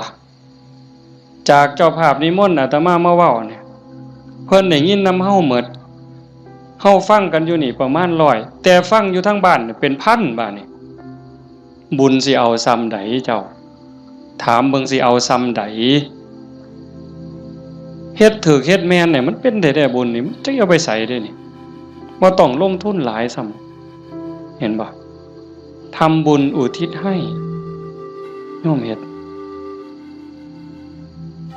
อุทิศส่งไปหอดไปถึงชาติโนโสนิพพานเพิ่นถามจังซี่ล่ะพระพุทธเจ้าอธิบายผู้รับท่านวัตถุท่านใจผู้ให้แล้วผู้จากไปอยู่ไสถามไปถามมาเพิ่นก็สอจอกหลอกแจกแหลกเพิ่นจะเข้าใจเนาะพระพุทธเจ้าว่าได้เฉพาะญาติได้ทันทีคือญาติที่เป็นปรทัตตูปชีวีชาโนโสนิพพานมันก็เลยถามสอเข้าไปว่าข้าแต่พระองค์ผู้เจริญถ้าเกิดว่าญาติของข้าพระองค์ไม่ได้ไปเกิดเป็นปรทัตตูปชีวีบุญนี้จะไปไหนพ ระพุทธเจ้าเพิ่นก็เลยว่าแบบอาตมาว่ามานี่ตั้งแต่สัตว์นรกไปเขาก็รอคอยบุญถ้าเขารับรู้รับทราบอนุโมทนานำเขาก็ได้แล้วก็ให้จงเข้าใจว่าในวัฏฏะสงสารนี้จะไม่ว่างจากญาติของเธอที่เป็นปรัตถตูปชีวีหมายความว่าพ่อแม่พี่น้องลูกเต่าเราหลานสามีภรรยาในอดีตชาติก่อนๆพบก่อนๆผัวเฮาเมียเฮาญาติพี่น้องพ่อแม่เฮาที่ไปเกิดเป็นปรัตถตูปชีวียังมีอยู่เพราะว่าพ่อแม่เฮาบ่แม่นผู้นี้ชาตินี้อย่างเดียวจังซั่นโยมเฮ็ดบุญมื้อนี้ส่งไปฮอดพ่อแม่ในอดีตสามีพี่น้องลูกเต่าเราหลานในอดีตพร้อมแต่มื้อนี้ปารภโยมพ่อใหญ่ทองมาแม่ใหญ่ที่พ่อใหญ่ทองแดงนี่ก็เสียชีวิตไปแล้วคือกันเนาะแล้วก็แม่ใหญ่ทองใบผู้ไว้ชนหมายความว่าลูกหลานเฮ็ดบุญหาเนาะอาตมาเห็นในนี่ก็ว่ามันเป็นเจ้าภาพก็ต้องขออภัยก็บ่ผิดเพิ่นก็ฮู้จักและเข้าใจแล้วล่ะถือว่าญาติโยมเฮ็ดถูกเฮ็ดแม่นเด้อาตมาก็บ่ให้จบเพียงส่ำนี้ผู้ไปทำมาหากินกรุงเทพกรุงไทยแม่นเฮาบ่ได้ใส่บาตรบ่ได้ทำบุญก่อนหลับก่อนนอนไหว้พระนั่งสมาธิเด้อแม่นบ่ไปกรุงเทพจักคนนี่แม่นบ่เบิ่งท่าทางมาแต่กรุงเทพเนี่ยผู้อยู่บ้านใส่บาตรคันมื้อใดมันยากก็ใส่บาตรหน้าเฮือนคันมื้อใดมันพอไปได้ก็ไปจังหันจังซี่นะก่อนหลับก่อนนอนก็ไหว้พระกราบพระก่อนหลับก่อนนอนเว้าจากันดีๆเด้เว้าจาดีๆอยู่ในบ้านในเฮือนให้มันเป็นสิริมงคลเทวดาเฝ้าบ้านเฝ้าเมืองเฝ้าเฮือนเฝ้าซ่านเฝ้าที่เฝ้าทางเฮาเอิ้นว่าภูมิบ้านภูมิเฮือนเพิ่นได้ยินเฮาเว้ากันดีๆเว้ากันม่วนๆเทวดาก็ดีใจอาจสิเป็นพ่อเฮาปู่เฮาย่าเฮาแต่อดีตก็ได้เห็นเฮาเว้าดีจากันดีเพิ่นก็อยากได้บุญนำเป็นจังได๋รักษาบ้านรักษาเฮือนเฮ็ดหน้าบ่พอใดก็ได้มื้อนี้มีโยมผู้หนึ่งโทรศัพท์มาคุยกับอาตมาโอ้ยหลวงพ่อเพิ่นว่าโยมก็งึดอยู่เฮ็ดหน้าหว่านข้าวลงไปแรกๆข้าวกำลังงอกบ่ทันได้พอคืบจ่อยน้ำท่วมหว่านแรกๆน้ำท่วมบัดน้ำบกไปก็แล้งบัดแห้งใหม่พร้อมจักสิตายสิยังบัดฝนมาใหม่ก็บ่ค่อยได้ไปเบิ่งบัดไปเห็นบัดนี้ใบก็บ่เห็นมีแต่ห่วงเพิ่นว่าโอ้ยอันนี้จักแม่นบุญบอกกับผัวจักแม่นบุญเนาะเฒ่าเนาะเพราะว่าเพิ่นก็เฮ็ดแต่บุญนี่หลีนี่จังแม่นบุญนี่หลีลูกก็ฮู้จักความผัวก็ฮู้จักความกว่าเทวดาเพิ่นว่าอันนี้คือบุญเด้จังว่าเห็นพี่เห็นน้องลูกเต้าเราหลานเด็กเล็กเด็กน้อยเอ้าไปเหี่ยวจักเทื่อแล้วมันหลบมานั่งอยู่คือเก่านี่เฮาแปลนออกไปจักเทื่อมันหลบมานั่งคือเก่านี่คันบุญบ่หลายมันนอนปะง่องส่วนได้หนีไปนอนแล้วไปเบิ่งโทรทัศน์แล้วนี่คือบุญหลายเด้อพากันเลี้ยงลูกเอาศีลเอาธรรมเลี้ยงฝากโยมจักหน่อยยากก็อดเอาลำบากก็อดเอาอดเว้าดีอดคิดดีอดทำดีกับพี่กับน้องกับบ้านกับเมืองไปอยู่ไสก็อย่าสร้างปัญหาการเฮาเป็นคนมีศีลมีธรรมอดกั้นจักหน่อยความรักความเมตตาก็เกิดแผ่เมตตาดูๆเด้หวังว่าในใจนี่ตั้งความรู้สึกในใจว่าทุกคนคือพี่คือน้องแล้วก็แม่นอีหลีซ้ำยังเว้าแต่ตอนต้นพระพุทธเจ้าเว้าซ้ำได้ว่าในวัฏฏะสงสารนี้ไม่มีใครเลยที่ไม่เคยเป็นพ่อเป็นแม่เป็นพี่เป็นน้องเป็นญาติร่วมสายโลหิตเป็นสามีภรรยากันมาก่อนทุกคนนั่งอยู่นี่แม่นหมดจังซั่นสิเครียดให้กันเฮ็ดหยังสิสร้างกันเฮ็ดหยังเอารัดเอาเปรียบกันเฮ็ดหยัง อีกบ่โดนก็สิไปไผไปมั่นแล้ว จังสันเวลาอยู่น้ำกันนี่เอาบุญน้ำกันดีละเบาดีน้ำเขาก็ได้บุญแล้วคิดดีต่อเขาก็ได้บุญแล้วเฮ็ดดีทำดีต่อเขาก็ได้บุญแล้วเอาบุญน้ำกันอย่างอาตมาเบามันบ่จบว่างั้นเฮ็ดดีก็พอกับแม่พ่อแม่มีผู้เดียวในปัจจุบันคันเพิ่นตายนี้จากแล้วอยากเฮ็ดดีน้ำเพิ่นก็บ่ได้เฮ็ดอยากเว้าดีน้ำเพิ่นก็บ่ได้เว้าอยากหาข้าวแซ่บๆให้เพิ่นกินก็บ่ได้จังสั่นอยากให้เพิ่นกินหยังก็ให้เพิ่นกินซะอย่าจะไปจุดเทียนซะก่อนจังเอิ้นกินเด้บ่ได้กินเด้นั่นอยากเว้าดีๆน้ำเพิ่นก็เว้าตอนเพิ่นได้ยินอย่าจะจุดธูปเพิ่นอีแม่เอ้ยฟังเทศเด้อพี่บ้าแนวนั้นบ่ทันคิดว่าเพิ่นเซ็ดขี้เฮาจักเถื่อจำบ่ได้มื้อนี้ถามโยมว่าผู้ใดท่านเซ็ดขี้ให้พ่อให้แม่เนี่ยแล้วเพิ่นอาบน้ำเซ็ดเนื้อเซ็ดตัวให้เฮาจักเถื่อถามโยมว่าเซ็ดให้เพิ่นจักเถื่อแล้วคือกันป้อนข้าวป้อนน้ำเพิ่นป้อนเฮาจักเถื่อเหยียดขาซอยลอยเอาลูกเหยียดขาไปนำแม่ลูกนี่คาแข้งนี่เนาะตีนอยู่กับตีนแม่แต่ว่าหัวหนุนเข่าย่ำเข่าปนกับกล้วยมกใบตองเหย้าจำได้อยู่บ่โยมหางซ่อนต้อยปั๊บใส่ปากต้อย4เทื่อ5เทื่อก็บ่ทันหมดอันน้อยๆนั่นหมดข้าวมกหมดเอามือจุ่มน้ำหยดป๊อกป้อนบ่ทันแล้วขี่พวดใส่ขาเครียดก็บ่เครียดจมก็บ่จมเซ้ยเห็นบ่มื้อนี้มีผู้ใดท่านได้เฮ็ดแน่อาตมาก็บ่ทันได้เฮ็ดคือกันเฮาสิเป็นหนี้บุญคุณเพิ่นส่ำใดจังซั่นเพิ่นจากไปแล้วแนวอยากเห็นแนวอยากฮู้สมมุติว่าจิตวิญญาณเพิ่นล่องลอยฮู้เห็นเฮาอยู่อยากเห็นลูกฮักกันอยากเห็นหลานฮักกันทุกข์ยากก็ช่วยเหลือแบ่งปันคือพี่คือน้องอย่าใส่เฮ็ดคือบางซุ่มเนี่ยบางซุ่มนี่จูงแขนกันขึ้นลงขึ้นศาลจะเป็นเพิ่นเก่งหลายน้องกับอ้ายฟ้องกันบ่แล้วโอ้ยจะเป็นผีพ่อแม่สิเป็นทุกข์หลายจังว่าเฮาบ่เอาแนวนั้นเด้อมื้อนี้สมควรแก่การเวลาใส่เวลามาชั่วโมงเกือบครึ่งอะโยม25 นาที26 นาทีก็เห็นว่าสมควรแก่การเวลาขออนุโมทนาสาธุทุกคนทุกท่านน้อเจ้าภาพบ่อ่านก็ได้ดอกถือว่าทุกคนคือเจ้าภาพหมดมื้อนี้เฮาตั้งใจอุทิศบุญกุศลที่เกิดที่มีส่งไปถึงดวงจิตวิญญาณของโยมพ่อใหญ่ทองมาแม่ใหญ่ที่บุญชาลีโยมพ่อออกทองแดงโยมแม่ออกทองใบสาสังแล้วก็ปู่ย่าตายายญาติโกโหติกาที่ล่วงลับจากไปแล้วตั้งแต่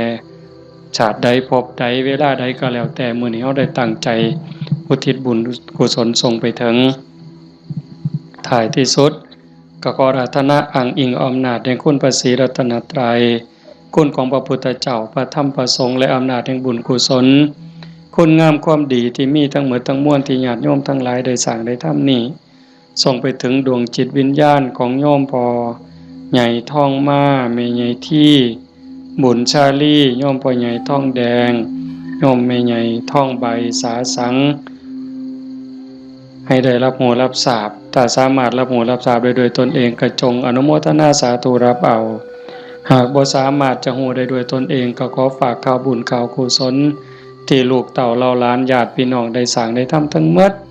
บ่ว่าสิเป็นการให้ทานการรักษาศีลเจริญภาวนาฟังเทศน์ฟังธรรมอ่อนน้อมถ่อมตนค้นคว้าที่ชอบค้นคว้าในสิ่งที่ชอบ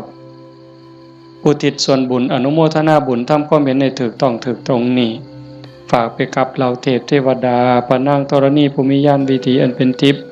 จงนำข่าวบุญข่าวกุศลส่วนนี้ไปแจ้งแก่ดวงจิตวิญญาณ ของโยมพ่อใหญ่ท่องมาแม่ใหญ่ที่บุญชาลีพ่อใหญ่ท่องแดงแม่ออกท่องใบสาสังให้ได้รับหูรับทราบแล้วจงอนุโมทนาสาธุรับเอาหากว่ามีความทุกข์ก็ขอบุญกุศลส่วนนี้ทายถอนให้ได้พ้นไปจากความทุกข์หากว่ามีความสุขดีอยู่แล้วก็ขอบุญกุศลส่วนนี้จงส่งเสริมให้ได้มีความสุขยิ่งขึ้นไปสุดท้าย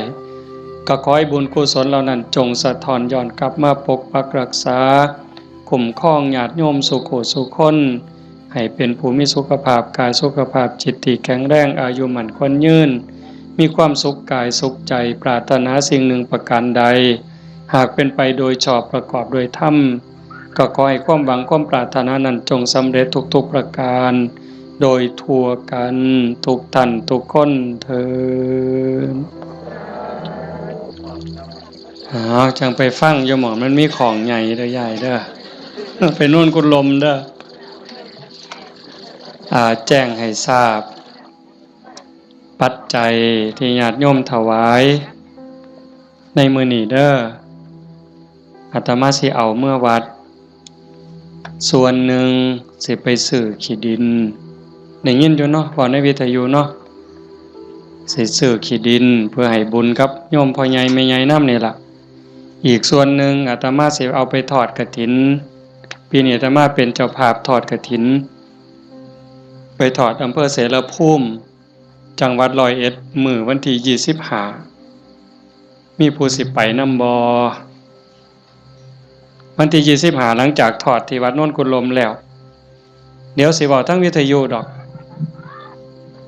ขันมีผู้สิไปนำก็บอกบ่ต้องบอกชื่อก็ได้ว่ากลุ่มขาน้อยมีจักคนขันหลายก็สิเมารถบัสแล่นรวยๆเมาก็ถ่าอยู่นี่ละปากทางนี่พากันไปถ่าอยู่หั่นมาจอดปั๊บก็ขึ้นเลยขากลับก็มาจอดหั่นก็แล้วแต่สิมาบัดนี้ บ่มาก็อยู่หั่นล่ะเด้อฟังทางวิทยุพระเอาบุญคักๆหาจากถ่าให้โดนกว่านี้หากะลามันบ่ยืนอาจจะพาเฮ็ดบุญเด้อเอามื้อนี้เอาปัจจัยไปก็เพื่อเฮ็ดบุญอย่างว่านี่ล่ะเอาเป็นจังได๋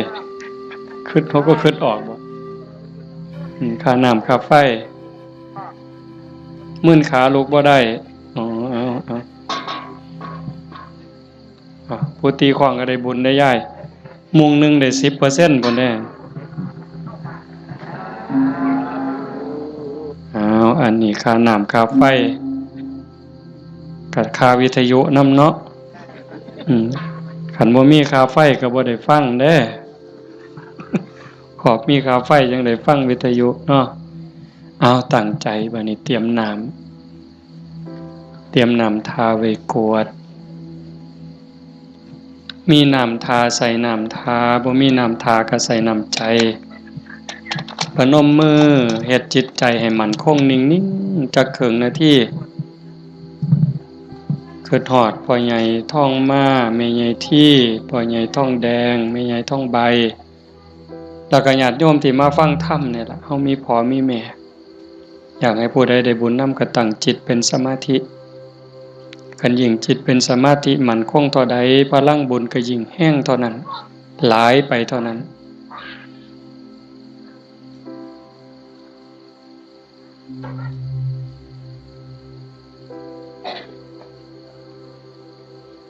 ยะถาวาริวหาปุราปาริปุเรนติสาคารังเอวะเมวะอิโตทินังเปตานังอุปกัปปติอิจิตังปฏิตังตุมหังคิปเมวะสมิจจตุสัพเพปุเรนตุสังกปาจันโทปนรโสยะถามณิโชติรโสยะถาสัพพิติโยวิวัชชันตุสัพพโรโควินัสสตุมาเตภวัตวันตรายโยสุขีทีขายุโกภวะอภิวาทนาสีริสนิจจังวุธาปจายโนจัตตารโอธรรมาวัฏันติอายุวันโนสุขังพลังภวตุสัพพมังคลังรักขันตุสัพพเทวตาสัพพพุทธานุภาเวนะสัพพธัมมานุภาเวนะสัพพสังฆานุภาเวนะสทาโสธีพระวันตุเต